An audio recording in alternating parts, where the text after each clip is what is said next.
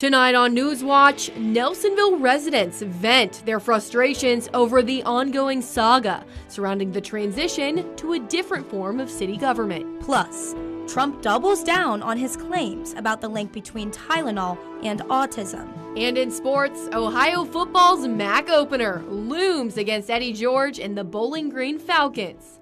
Newswatch starts right now.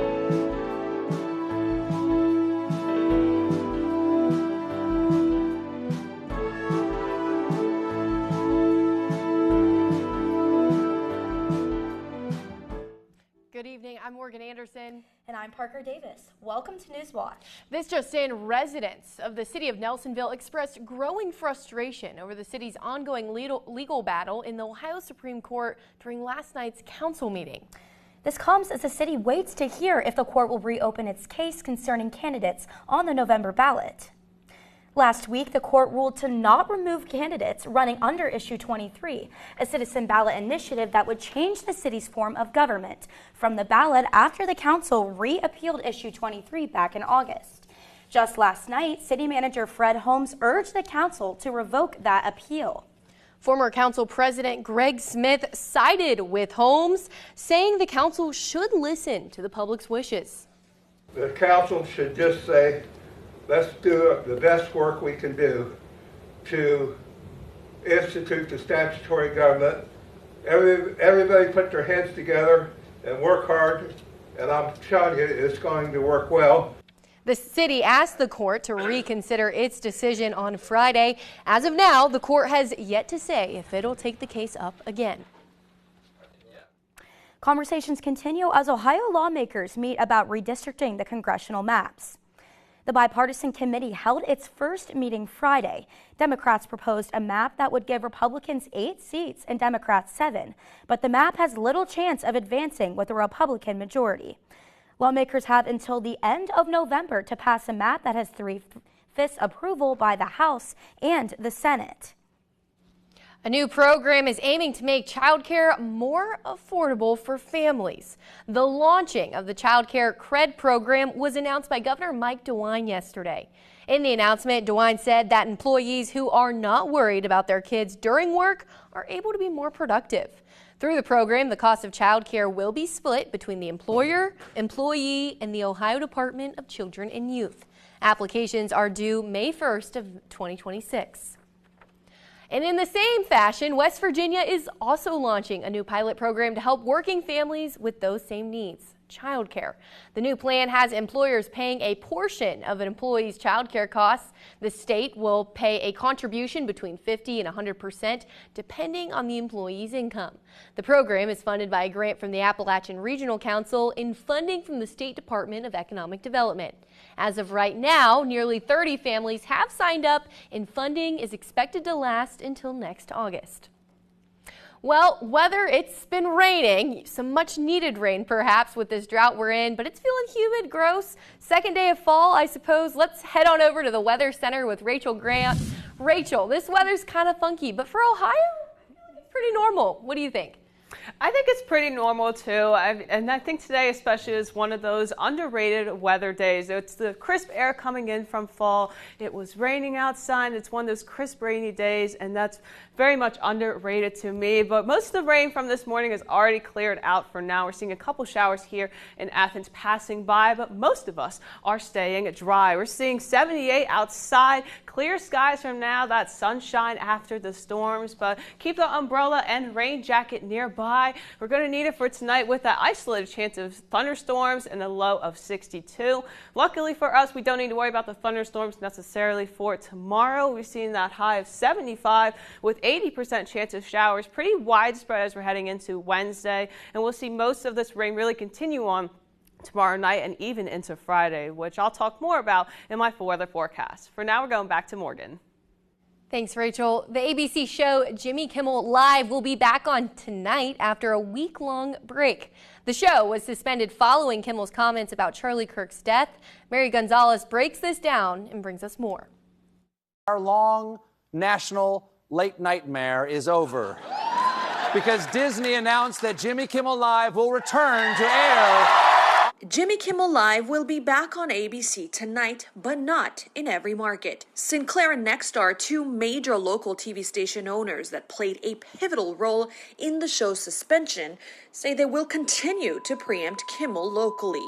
I think they're on wrong footing. I think they're acting a little too high and mighty to try to dictate the situation here. The Kimmel controversy erupted after conservatives criticized the host's monologue. He suggested Charlie Kirk's killer was affiliated with the Make America Great Again movement. Then, Federal Communications Commission Chairman Brendan Carr suggested his FCC could move to revoke ABC affiliate licenses as a way to force Disney to punish Kimmel. I saw there was a letter from some Senate Democrats that said the FCC threatened to revoke the license of Disney and ABC if they didn't fire Jimmy Kimmel, and that did not happen in any way, shape, or form. More than 400 artists penned their support of Kimmel in an open letter organized by the ACLU. The late-night show host suspension prompted protests and public calls to boycott Disney Plus and Hulu accounts. It's not fair, and I really support the First Amendment right and our right to free speech. A source familiar says Kimmel is planning to address the controversy in tonight's monologue.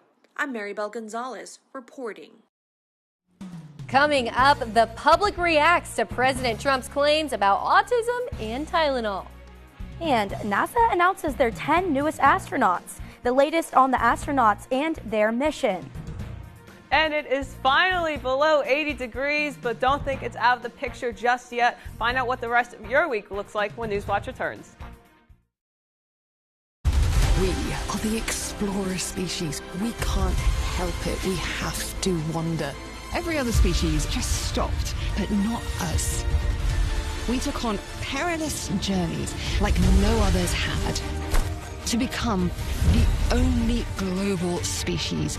That title is ours alone. Human Journeys on Nova. Wednesday at 9 on WOUB. I'm Gulnaz Khan. As a journalist, I'm reporting on how climate change is endangering humanity's most sacred sites and traditions. In Japan, Shinto priests have recorded the slow disappearance of a divine icy winter event. But shrine forests may hold the key to fighting global warming. Compared to a traditional forest, a Miyawaki forest grows 10 times faster. Wednesday at 10 on WOUB.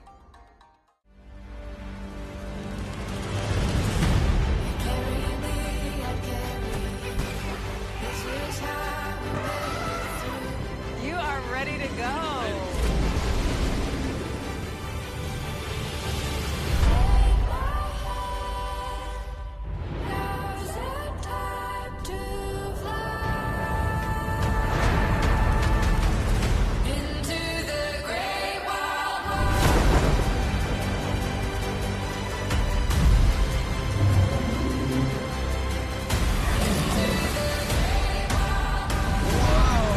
Did you get that?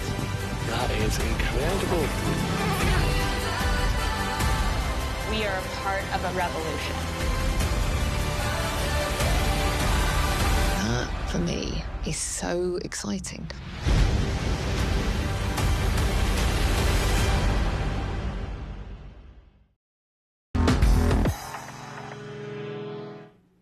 Almost 200 world leaders gathered in New York for the 80th United Nations General Assembly. President Donald Trump delivered a speech at the assembly earlier this morning. Many listeners were eager to hear what the president has to say about the situation in Gaza. This comes after 80% of UN members backed Palestinian statehood, recognizing a Palestinian state is largely symbolic without the U.S., and the Trump administration is not pushing for the statehood itself. I don't know. I'd ask Bibi that question. You have the greatest man in the world to answer that age-old question, two-state. The anticipation surrounding Trump's speech is fueled by a UN inquiry that concludes Israel is committing genocide in Gaza. President Trump, he's doubling down on claims about the link between Tylenol and autism.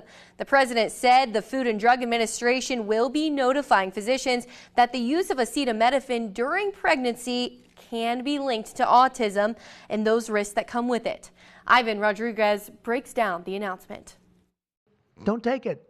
Don't take it. President Donald Trump strongly recommending that women limit Tylenol use during pregnancy. The use of let's see how we say that.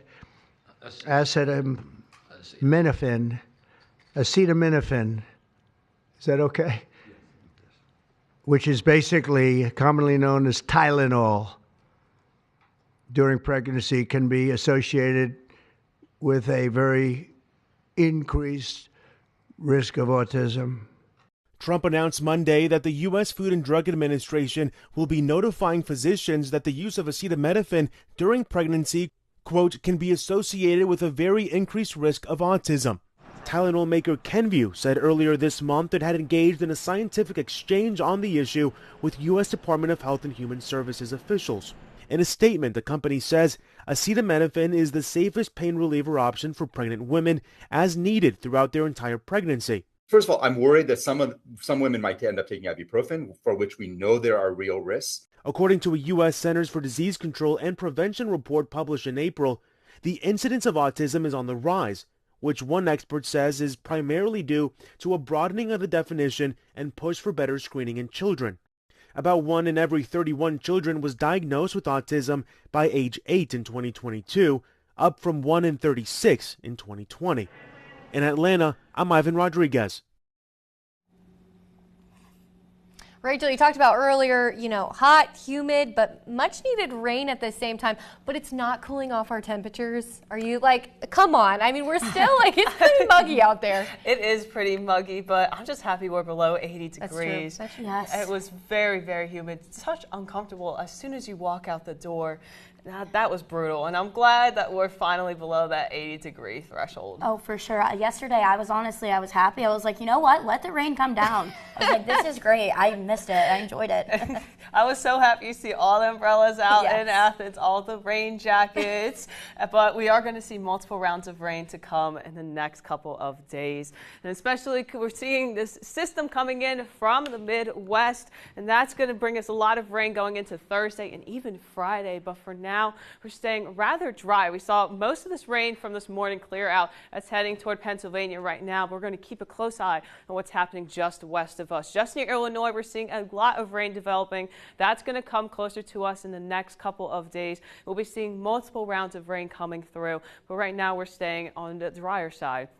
For now, it's not going to stick around for much longer. But tonight, we had a high of 77 and 70% chance of thunderstorms throughout the day. Pretty widespread throughout southeastern Ohio, but keeping that rain jacket and umbrella nearby. We're going to need it for tonight with that low of 62. Going to see a 20% chance of thunderstorms possible. Pretty isolated. Could happen here or there, but we won't necessarily need to worry about the thunderstorms really for tomorrow. It's mostly just going to be showers to be the main concern here. High of 75 for us with 80% chance. That's also pretty widespread, so it's not necessarily hit or miss for our area. It's mostly going to be covering most of southeastern Ohio. And the thing with these showers is that they're going to bring a small risk to our safety here.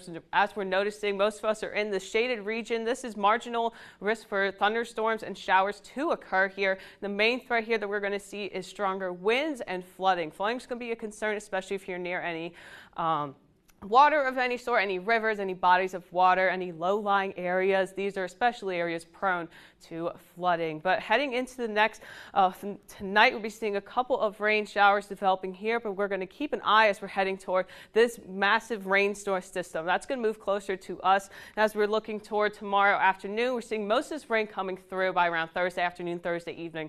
Then that's going to stick around going into Thursday night and even Friday morning. So see majority of the rain Friday morning and Thursday night, and it's going to clear out by Friday afternoon. So as we're heading into the next 3 days, though, the majority of the rain is going to come near Thursday afternoon, Friday morning, and even Thursday night especially. Now Wednesday is going to be mostly showers, not necessarily a downpour of some sort. We're heading into going into Thursday, then we'll start to noticing how it's going to be more rain. It's going to be more risk of flooding heading into Thursday. Now Friday, though, that's when we start to see some relief from the rain. Hopefully all of it's going to clear out by Friday morning. We might see some lingering showers heading into Friday afternoon and evening, but heading into the weekend, we'll finally go back above 80 degrees or just at 80 degrees for a high on Saturday. And especially heading into next week, the sun will fully return to the start of next week, and we'll finally start to see some clouds return heading into next week, though. Partly sunny skies for Monday and overcast on Tuesday. So this is going to be the first of multiple weeks where we start to see kind of a half rain, half sunshine type of week here. We might start to see some rain heading into next week, but hopefully this rain that we're going to see heading into tomorrow and even Thursday, that'll hopefully take us out of this drought completely. But again, flooding and stronger winds are going to be the main risk as we're going into Wednesday and Thursday. Thank you for that, Rachel. NASA has announced the 10 people selected to join the agency's astronaut corps. This is another step in NASA's mission to return to the moon before attempting an unprecedented crew mission to Mars. Ivan Rodriguez has the latest on the astronauts and the upcoming mission. NASA is aiming to make another giant leap for mankind by sending a crewed mission to the moon and eventually to Mars. Some of you may take humanity's first steps on the red planet of Mars. All of you will carry forward missions that today exist only in our dreams. But together, we're going to make these dreams a reality. Artemis 2, a test mission that will fly around the moon, is planned to launch no later than April 2026, according to NASA, and is intended to help confirm the systems and hardware needed for deep space exploration by humans. We are going back to the moon to establish a sustained presence. The crew there on the surface of the moon will be trying to figure out how to live off the land. Even though the 4 astronauts for that mission have already been chosen, some of the crew members headed to Mars in the future could include any of NASA's 10 newest astronauts introduced on Monday. Among the candidates are former military, a geologist, and mechanical, aerospace, and biomedical engineers. With upcoming exploration missions, we are pushing the boundaries of human performance. And the lessons that we learn are going to help us to excel not just in space, but in areas of human health here on Earth. During their 2-year training, the astronauts will learn about NASA's history and vision for the future, and will take classes in geology and in water survival and space health. Upon completion, the new class will join the 48 other members of the space agency's astronaut corps and become eligible for flight assignments. A recent report published by the CDC is warning the public about a parasitic illness known as Chagas disease. Now, although the parasite is mainly found in Mexico, Central and South America, experts believe people in the U.S. could have the disease without knowing it. Mandy Gaither has more on the concern over the disease and its symptoms. They're called kissing bugs, and these insects carry a parasite that can cause Chagas disease, and experts say this potentially deadly condition is here to stay in the U.S. As the weather gets warmer, these quote-unquote tropical diseases are increasingly heading north. Chagas disease is spread when the feces of infected kissing bugs enters a bite or wound or gets into a person's eyes, nose, or mouth. 8 million people are believed to have this disease globally, including an estimated 280,000 in the U.S. And the CDC says those who have it may not know it.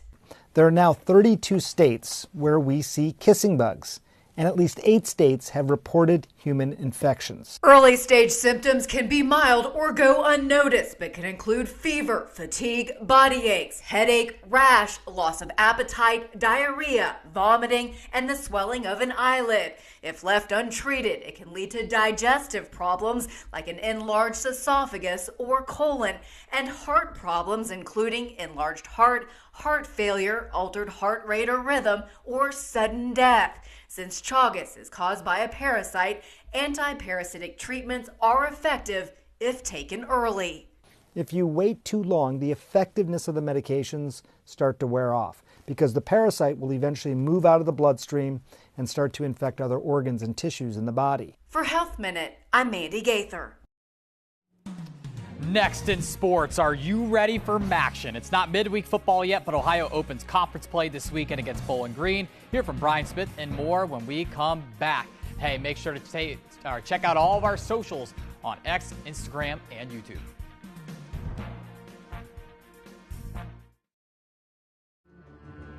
As Russia invades Ukraine, a community of artists become unlikely soldiers. Ми звичайні люди в надзвичайній ситуації. Armed with their art and their cameras, they fight to find beauty amid the destruction.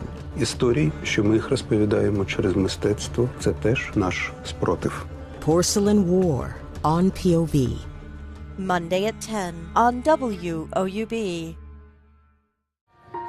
Those that learn to play together can live together. Hatred doesn't work. Friendship does. We've sung in times of war before, and we'll do it tomorrow. My children are so different from each other. You accept your children that they're different. So the same thing, accept other people as who they are. Even if we all look different, even if we all act different, even if we don't speak the same language, we all share a heartbeat. Thursday at 10 on WOUB. For intelligent, insightful reporting. Were you surprised that they were using Signal to talk about really sensitive stuff? There have been screw-ups in Washington since time immemorial, but I can't think of one quite like this. Join moderator Jeffrey Goldberg and the country's best journalists for incisive analysis of the most consequential stories. There's been a lot of soul-searching on the Democrat side about what went wrong. Once these tariffs go in, the question becomes how long they will stick to this policy and what will be the breaking point.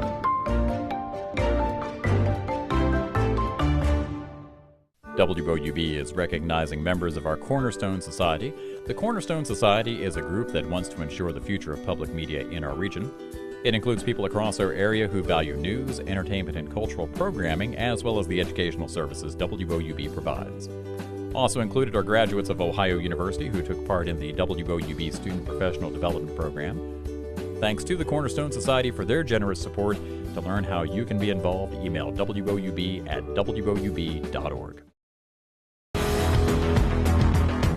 All right, it's Tuesday. We've got 6 weeks until the first Tuesday night MACtion game against Miami. But before that, Ohio has to take care of business in the other MAC games on its schedule. That starts this weekend at Peden Stadium against Bowling Green in the conference opener. While a 2-2 start for the Bobcats looks average on paper, they have put up fights in every single game. Last week's game against Gardner-Webb did raise some questions on defense, though, as they allowed 35 points to an FCS school. The energy needs to be there for a noon kickoff. That doesn't always happen, but head coach Brian Smith says there's zero excuses. I would hope that, if your kid playing college football, that the time of day should not matter.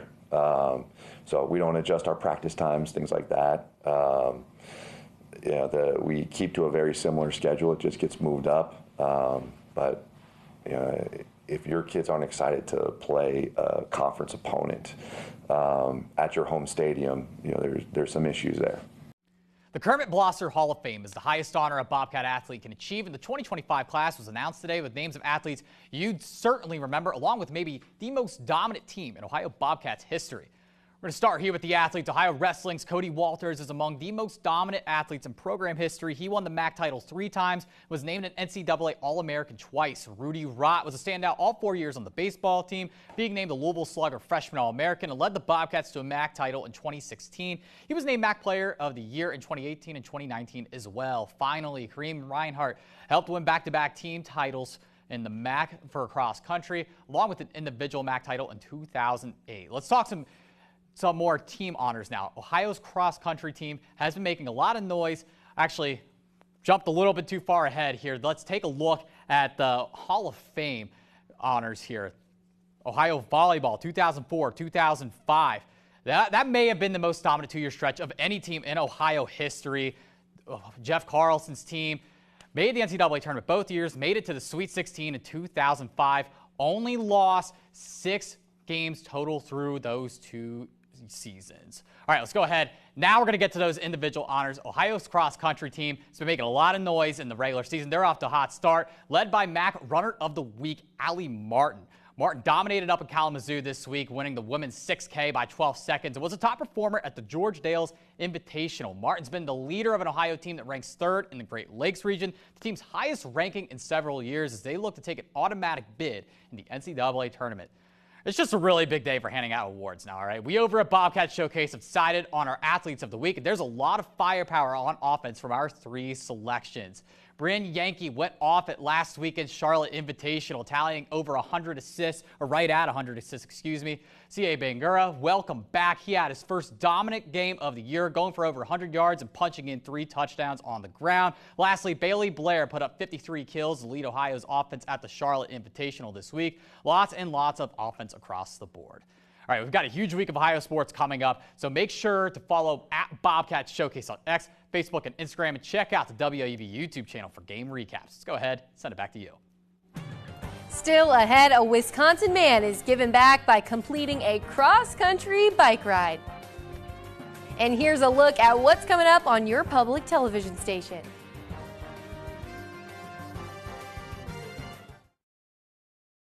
In some ways, Portsmouth was one of the last small cities to field a team and get a franchise. What was kind of extraordinary about Portsmouth was it was able to field an incredible team. For a brief moment in the sun, a little sweet spot that almost was sweet enough to get them a national championship, but they put together the team that ultimately did win the championship in 1935 in Detroit.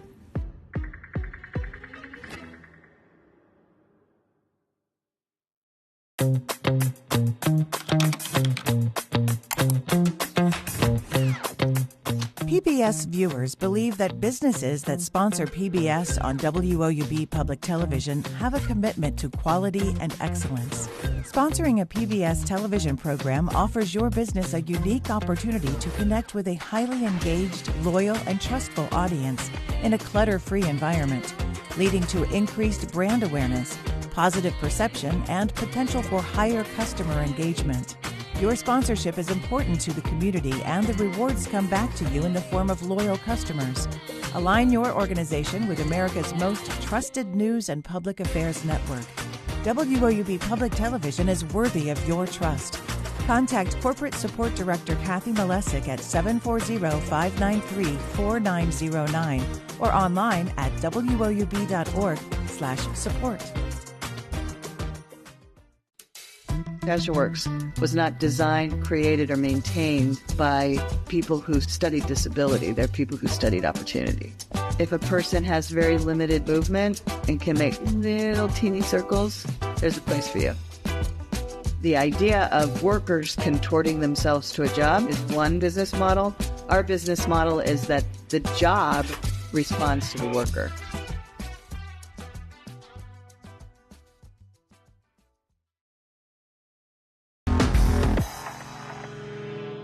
A Wisconsin man is gearing up for a bike ride for charity. The catch? The bike ride will span over 3,000 miles. Perry Kuznar is set to begin his journey in San Diego, California next Friday. He will then ride cross-country all the way to St. Augustine, Florida. Kuznar is asking people to donate a penny a mile, which comes out to about $30 for the trip per person. The fundraising effort aims to benefit several local causes, including addiction support programs and programs for the homeless. So I want to know, Grant, well, actually, would you do a 3,000-mile bike ride, Mr. Sports Guy? I would not. I'm going to tell you why. I'm 21 years old, about to be 22. I don't know how to ride a bike, so that's not feasible. So 3,000 miles, you're probably out. I don't know if I'm getting the one. Right? I don't know if I'm getting the one. We'll you never know until you try. I guess not. You know what? So for Kuznar's journey, we need to know the weather forecast. I'm sure you can't tell us about Florida or California, but the 740, Rachel, what's going on? I cannot tell about the southern states. However, I can tell you that tonight, tomorrow, really the rest of this week, it's not good bike riding weather. Seeing that low 62 for tonight, and thunderstorms still lingering around. Definitely not the best time to do an evening bike ride. Maybe heading into the weekend might be a possibility, but not anytime soon. We're at a low risk for flooding and stronger winds coming in Wednesday afternoon. Thursday is when we're going to see the majority of the rain, and Friday's when it's going to finally dissipate away, and we'll be having a wonderful weekend to start. So maybe on Saturday and Sunday, especially since we're at that 80-degree level here, you might want to go outside and then take that bike out for a little ride around the 740. If y'all see me on my bike, you know why. That does it for our broadcast this evening. Thanks for watching. For all of us here, I'm Morgan Anderson. And I'm Parker Davis. Stay tuned for the PBS NewsHour coming up next.